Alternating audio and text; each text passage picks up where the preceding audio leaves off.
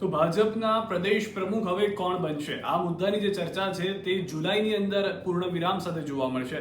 એનું એક કારણ છે સી.આર. પાટીલની ટર્મની જે વાત થઈ હતી, ગ્રામ પંચાયતની ચૂંટણી સુધીની વાત થઈ હતી. હવે જે હમણાં ટૂંક સમયમાં વિસાવદરના પણ પરિણામ આવ્યા, તેની સાથે હવે નવા પ્રદેશ પ્રમુખની શરૂઆત થશે તેવું માનવામાં આવી રહ્યું છે. કેટલાક નામ ચર્ચામાં છે, પરંતુ એ પણ આપને જણાવી દઈએ કે હજી રાષ્ટ્રીય અધ્યક્ષ પણ કોણ બનશે ભાજપના, તેના નામોની પણ અટકળો ચાલી રહી છે. જો કે આપને કોણ લાગી રહ્યું છે, રાષ્ટ્રીય અધ્યક્ષ કોણ હોઈ શકે છે, ગુજરાત ભાજપના પ્રદેશ પ્રમુખ કોણ હોઈ શકે છે, તે પણ આપ અમને કમેન્ટમાં જણાવી શકો છો. પરંતુ જે નામ, જે ચર્ચાઓ ચાલી રહી છે, તેમાં સૌથી વધારે ચોંકાવનારું નામ આવી રહ્યું છે, જે નામ છે દેવસિંહ ચૌહાણનું. જી હા, એવું માનવામાં આવી રહ્યું છે કે જેમ દરેક વખતે સૌરાષ્ટ્રને ભૂમિકા આપવામાં આવતી હોય છે, ધ્યાનમાં રાખીને મધ્ય ગુજરાતને આ વખતે મળી શકે છે. જેમ આપ પહેલા જોયું તો દક્ષિણ ગુજરાતમાંથી સી.આર. પાટીલ આવે છે, તે પહેલા જોયું તો જીતુભાઈ વાઘાણીને લાવવામાં આવ્યા હતા, કારણ કે પાટીદાર ફેક્ટર એક ચાલતું હતું. સૌરાષ્ટ્રમાંથી પણ તેઓ આવે છે. તો આ રીતે આ વખતે મધ્ય ગુજરાતને એક વખત બની શકે કે ચાન્સ મળે કે મધ્ય ગુજરાતની અંદર ભાજપ મજબૂત થવાનો પ્રયાસ કરે. જો કે એવી પણ ચર્ચાઓ ચાલી રહી છે કે જો મૂળ ભાજપના જ કોઈક નેતાને પ્રદેશ પ્રમુખ બનાવવામાં આવે તો, કેમ કે ઓબીસી ચહેરો છે, તેની સાથે સાથે તેઓ પહેલા મૂળ ભાજપના નથી, પરંતુ ઓબીસી ચહેરા સાથે મૂળ ભાજપના નામની જ્યારે ચર્ચા કરવામાં આવતી હોય પ્રદેશ પ્રમુખના નામની, તો તેમાં એક નામ છે મયંકભાઈ નાયકનું. કેમ કે તેઓના કાર્યને લઈને અનેક વખત એપ્રિસિએશન મળ્યું છે, એટલે કે વખાણ થયા છે તેમના કાર્યના. તેની સાથે તેઓ ગાંધીનગર લોકસભા ચૂંટણીની જવાબદારી પણ નિભાવી હતી, સારી રીતે કામ કર્યું હતું અને પરિણામ પણ આપણે જોયું કે કઈ રીતનું મળ્યું છે. ભાજપ માટે કપરા ચઢાણ તે માટે પણ માનવામાં આવી રહ્યા છે, કારણ કે હવે એ રેકોર્ડ બ્રેક સીટ ફરી એક વખત લાવવાની છે. કઈ રીતે? 2027ના વિધાનસભા ચૂંટણીમાં. પરંતુ શું તે આવી શકે છે કે કેમ? કારણ કે અહીંયા આપ જે છે તે મજબૂત થયા હોવાનો દાવો કરી રહ્યું છે. કોંગ્રેસમાંથી શક્તિસિંહના રાજીનામા બાદ કોંગ્રેસના એક યુવા પ્રમુખ હોઈ શકે છે તેવી ચર્ચા પણ ત્યાં ચાલી રહી છે. તો હવે જે પણ પ્રદેશ પ્રમુખ ભાજપના બનશે તેમના માટે ઘણી બધી ચેલેન્જ છે, કારણ કે તેવી પણ વાતો છે કે જો પ્રદેશ પ્રમુખ બદલાશે તો તેની સાથે સાથે પ્રદેશ પ્રમુખની સાથે સાથે નવું મંત્રીમંડળ પણ જોવા મળશે. જે આપણે ભૂતકાળમાં પણ જોયું છે કે જ્યારે પ્રદેશ પ્રમુખ બદલાય છે તો મંત્રીમંડળમાં બદલાવ થતો આવ્યો છે. અત્યારના એવી ચર્ચા ચાલી રહી છે કે ઓબીસી ચહેરો, કોઈ પણ એક ઓબીસી ચહેરો જે છે તે નવા પ્રદેશ પ્રમુખ તરીકે ભાજપના ગુજરાતની અંદર જોવા મળી શકે છે. દેવસિંહ ચૌહાણ હોય, મયંક નાયક હોય, કે વધુ એક મહત્વનું નામ જે ચર્ચામાં આવી રહ્યું છે એ છે જગદીશભાઈ પંચાલ. જગદીશભાઈ પંચાલ કે જેઓ નિકોલના ધારાસભ્ય છે, વર્તમાનની અંદર સરકારમાં મંત્રી તરીકે પણ છે, ઓબીસી સમાજમાંથી આવે છે. પરંતુ અહીંયા પણ જો અને તોની વાત તે માટે આવી રહી છે કારણ કે તેઓ અમદાવાદમાંથી આવે છે.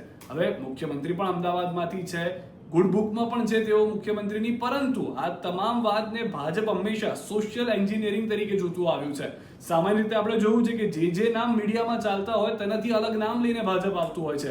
સી.આર. પાટીલમાં પણ તેવી પરિસ્થિતિ થઈ હતી. કોઈ વિચાર્યું પણ ન હતું કે સી.આર. પાટીલ કે જેઓ સાંસદ તરીકે છે તેઓને પ્રદેશ પ્રમુખ બનાવવામાં આવશે, પરંતુ તેઓ પ્રદેશ પ્રમુખ બન્યા. એક અનોખો રેકોર્ડ ભાજપને લઈને આવ્યા. ગુજરાત માટે એટલી બધી બેઠકો જીતીને આવ્યા. તે પહેલા થોડા ભૂતકાળમાં જઈએ તો જીતુભાઈ વાઘાણી કે જેઓ પાટીદાર અનામત આંદોલનને કારણે ચર્ચામાં આવ્યા, તેઓને પ્રદેશ પ્રમુખ બનાવવામાં આવ્યા. ત્યારે એક નવું પોલિટિક્સ શરૂ થયું કે અન્ય પાર્ટીમાંથી નારાજ નેતાઓ, ધારાસભ્યોને ગુજરાતમાં લાવવામાં આવે. તો શું આ વખતે કોઈ એવા પ્રદેશ પ્રમુખ હશે કે જે ફરી એક વખત નામની જાહેરાત સાથે ચોંકાવી શકે છે, કે પછી જે નામ સૂત્રો જણાવી રહ્યા છે, જે અંદર પાર્ટીની અંદરની ચર્ચાઓ થઈ રહી છે, કે જે ગુડ બુક્સમાં માનવામાં આવી રહ્યા છે, કે જેના પર 2027માં સારા પરિણામની આશા રાખવામાં આવી રહી છે? કારણ કે આ પહેલા પણ અલગ અલગ નામ ચાલ્યા હતા કે ભરતભાઈ બોગરા પણ હોઈ શકે છે, સૌરાષ્ટ્રમાંથી હતા, પરંતુ તેવું કશું જ ના થયું, ના મંત્રીમંડળમાં ના ધારાસભ્ય તરીકે. તો આવી અલગ અલગ અટકળો દરેક વિસ્તારમાં ચાલતી હોય છે. પરંતુ હાલમાં જે સૂત્રો જણાવી રહ્યા છે, ન્યૂઝ 18 ગુજરાતીના અમારા જે સંવાદદાતાઓ જણાવી રહ્યા છે, તે પ્રમાણેના આ 3 નામ જે છે તે ચર્ચામાં છે. પરંતુ અહીંયા બીજી એક તકલીફ એ પણ છે, અથવા બીજી એક મુદ્દો એ પણ છે કે જો રાષ્ટ્રીય અધ્યક્ષના નામની પહેલા જાહેરાત કરવામાં આવે છે તો શક્યતાઓ છે કે તે પ્રમાણેનું કોઈક વ્યક્તિ આવે કે જે રાષ્ટ્રીય અધ્યક્ષ સાથે તેમની સાથે કોન્ટેક્ટમાં હોય, તેમની સાથે સારા કાર્ય કરતા હોય. પરંતુ તેની પહેલા જો ભાજપ પ્રદેશ પ્રમુખ જાહેર થઈ જાય છે તો પછી એવો કોઈ ચહેરો હોઈ શકે છે કે જે સીધા જ ઉપરનું જે નેતૃત્વ છે તેની સાથે કોન્ટેક્ટમાં આવે અને મુખ્યમંત્રી સાથે સારી રીતે કાર્ય કરી શકે એવા હોય, કારણ કે હંમેશા બંને મુખ્યમંત્રી હોય અને પ્રદેશ પ્રમુખ હોય તેઓ સાથે જોવા મળ્યા કે જે સાથે સાથે વિકાસના કામો, જે સાથે સાથે ભાજપના નામને આગળ વધારે તેવું હોઈ શકે છે. પરંતુ એ વાત અત્યારના માનવામાં આવી રહી છે કે જેવા પ્રદેશ પ્રમુખના નામની જાહેરાત થશે, શક્યતાઓ છે કે મંત્રીમંડળમાં વિસ્તરણ થશે. કેટલાક એવા નામો છે કે જેઓને મંત્રીમંડળમાં જ પ્રમોશન પણ મળી શકે છે. આવા જે નામો છે તે રાજ્ય મંત્રી કક્ષાના નામો માનવામાં આવી રહ્યા છે કે જેને આ વખતે કેબિનેટમાં સ્થાન મળી શકે છે.